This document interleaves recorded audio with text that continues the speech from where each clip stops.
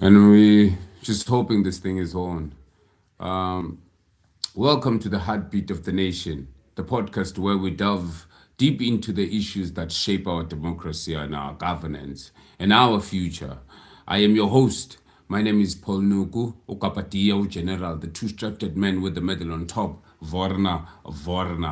Today we are tackling a very critical and timeless topic, the legal and ethical implication of bypassing appointment procedures in our government boards and structural bodies and government entities, and especially looking at the Mzansi golden economy, particularly in the Department of Arts and Culture, and how the appointments have been made in some of the appointments when we followed through the portfolio committee of the arts and culture when they were asking the MGE board, respect the panelist of the board that is supposed to uphold a very critical position in the arts fraternity and the arts structure. So let's get into the legal framework. Let's start with the backbone. In South Africa, the appointment of members of the governing bodies is governed by a robust legal framework.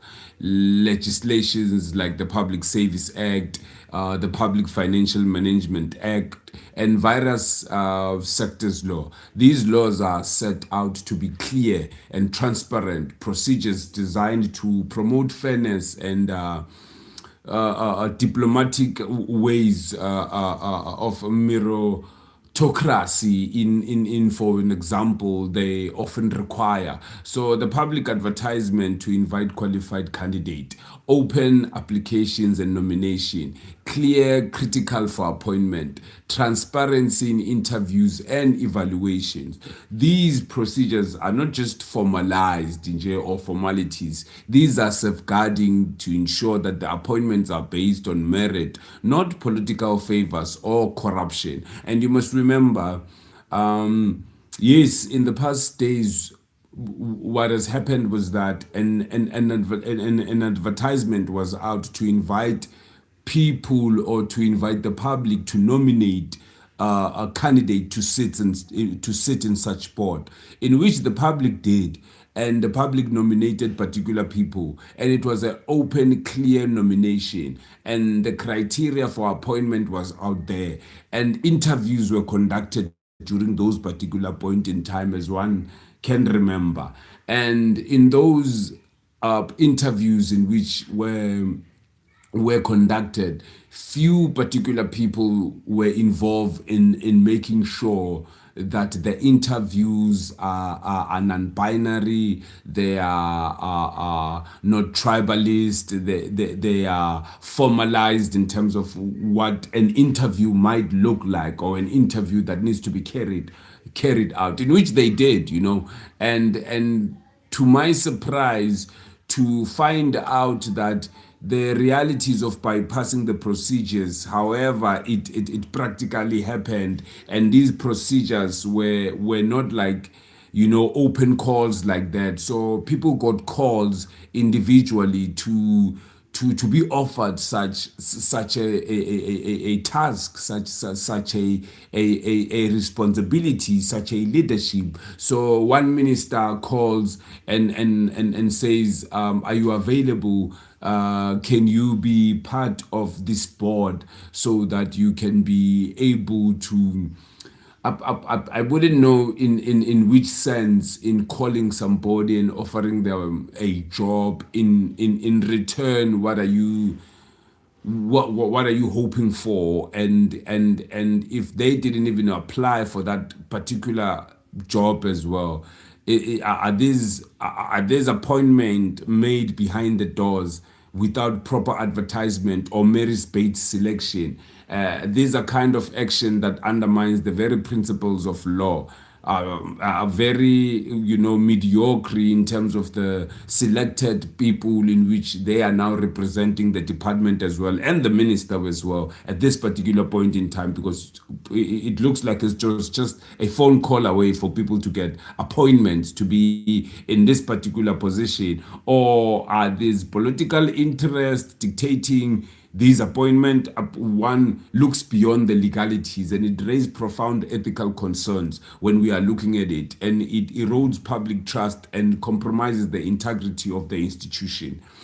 These consequences of political interference in these particular spaces, it may look like at some particular point, and if it's double-edged sword, because at the end of the day it will serve the political party, but it won't serve the people on the ground, because possibly not all of us also belong in a particular political party, because also you must understand this is an art fraternity, so people might be in the arts for the art's sake, not for the political statutory to be looked at. No, no, no, no. Maybe yes, some of us are there and we are affiliated to no political party, but what we do is preserve the culture and heritage and the identity of our people. That's what we are also helping to contribute. But by looking beyond these particular things, it raises concern, and it loses public confidence, and it reduces accountability, and it potentially links to corruption and nepotism, and it undermines the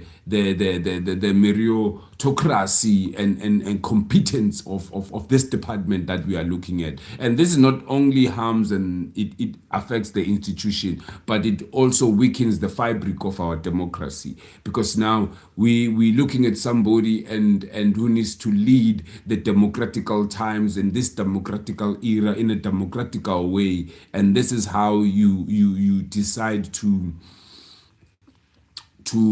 handle yourself and handle this particular space you are in. And ethically, we consider these public entrusted people with, because ethically public officials and ministers have a duty to uphold transparency and fairness, and not bypass some particular procedures or deliberately and legally violate these particular things that are already there on the benchmark of ethical responsibilities.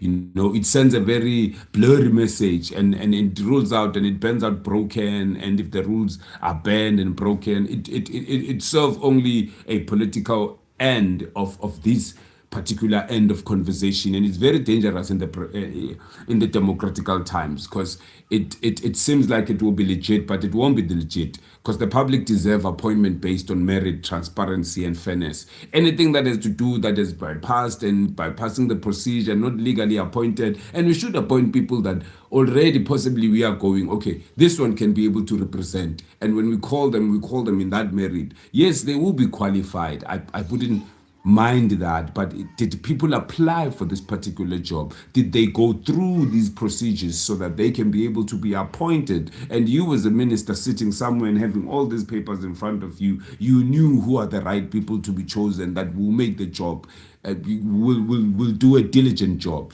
But now, to undermine the laws, it damages the legitimacy of the institution. And when we look at you now as a person and as somebody who's upholding this particular responsibility in this particular department, we will question the next choice you will make.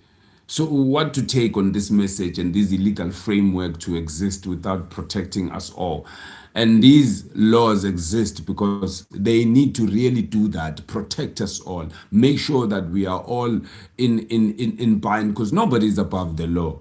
And if you have chosen and raised your hand and taken an oath to protect and serve the constitution of this country and be able to serve the people of this country, it's people like us you need to serve. And the people like us are like, no, no, no, you didn't serve us proper there. There's something that didn't work out proper in that manner. So you will have to change the way you are dealing with things, the way you are looking at these things. So next time you must involve the stakeholders, the citizen, and the individual at fraternity. And when you are about to choose possibly these particular people, you need to send out these papers out there and say, these are the people I'm thinking of taking onto board. Is anyone who has a objection into these words, objection on these names that we have brought up front, so that yes, we can go, yeah, we are led, and this one and this one and this one can lead us. It's fine. We are okay. But if you decide now to do these corners, this backdrop, these phone calls, and call your friends and call your members of your party, And at this particular point in time now we are looking at, is the art funding going to these particular elections that we are seeing? We start to question, are we investing our culture and our heritage in a wrong manner, in a wrong direction? And like, we need accountability, and procedures that needs to be established, because our future depend on these things sometimes, and we take them lightly. And once we take them lightly, it hurts, a lot in terms of the creative industry itself. And when the creative industry doesn't have accountability, and someone can do as they please, and thinking that they are also above the law. Yes, maybe they have advice, of people that deal with law in their spaces, and people who understand law, and people who make sure that everything is done according to law. And I hope they will advise, proper, and we are sitting at the space now. We do not have a board at NAC. The National Arts Council has no board. There is only now an interim and acting, CFO,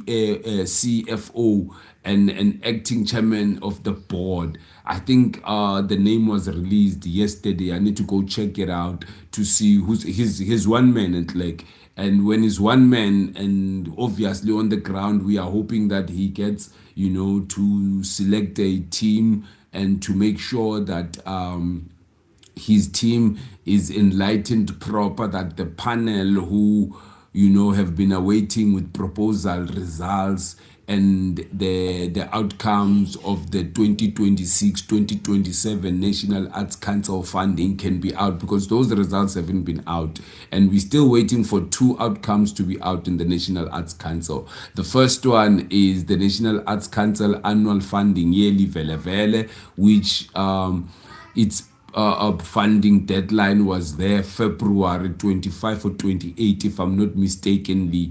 And the second one was the PEP 7. The PEP 7 was now June, July, if I'm not mistakenly. It's like not even its deadline. I think it was in March, because they were released twice consecutively. So now they are sitting with two outcomes that they need to tell the people or tell the artist. So we are hoping that he may sit down with the panelists or with the judges, and they might release the outcomes that they have as soon as possible, because also the National Arts Festival is starting within a week or so. So if that could be, speed up, it could be now for the creative art industry to find itself in a proper space at this moment. And I thank you very much for joining me today, joining the heartbeat of the nation. Stay engaged, stay informed, and let's keep pushing for transparency in the governance. Let us not shy and be told we can't speak for what we see, and we are told we're going to be shut down, and they're going to close door for us, because there's those particular things that happen within these spaces. When you speak, then your voices is shut. But I believe in these spaces we cannot be controlled, because these now are spaces in which we can be able to voice out our frustrations, and we'll be able to come with solutions as well, because it's not also about just complaining. We are not just complaining, we are bringing solutions. We are experts enough to understand, and we have experienced enough to understand what's going on the floor, and the solutions we are bringing. This is critique, and in an academic way, it's critique. It's a way to uplift, to develop, to put insight of something that can grow. So I believe by having us in these particular spaces, that what we are doing. And I thank the subscribers who are here, and kindly share so that we get more subscribers. And thank you for the new ones, and thank you for the old mataras who have been there since from day one. I say salute, sisonke bafethu, sisonke, vorno mhlobo, vorno.